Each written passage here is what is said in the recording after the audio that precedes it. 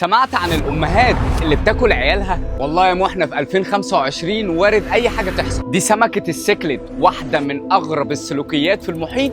واسمع القصه. الماوث بودنج او الحضانه الفمويه، بتحتضن الام بيضها داخل فمها. لو احيانا كمان بتشفط اولادها الصغيرين. 2000 نوع مختلف منها. في نوع مثلا اسمه السيكليد الافريقيه، ودي بتعيش في بحيرات افريقيا العظمى. الاناث منهم تحتضن اولادها 3 اسابيع، لا وايه الفتره دي بتصومهم تماما. ما بتاكلش عشان تحمي اولادها من المفترسين، بس الثمن بيكون غالي شويه، لانهم فسيولوجيا بيتاثروا طبعا. وزنهم بينزل 30%، ده غير كمان اللي الجهاز المناعي بيضعف ويرفع هرمون الكورتيزول اللي بيسبب لهم توتر. دراسه سنه 2022 كشفت ان هم عشان يقللوا التوتر ده بيضطروا ان هم ياكلوا جزء من عيالهم اللي داخل فمهم، وده بيقلل مستوى الكورتيزول ويستعيدوا طاقتهم شويه. اسماك السيكليد مش مبهره في طريقه التكاثر بس، لا دي مهمه جدا في البيئه. بتحافظ على نقاء الميه لان هي مسؤوله عن اكل الطحالب.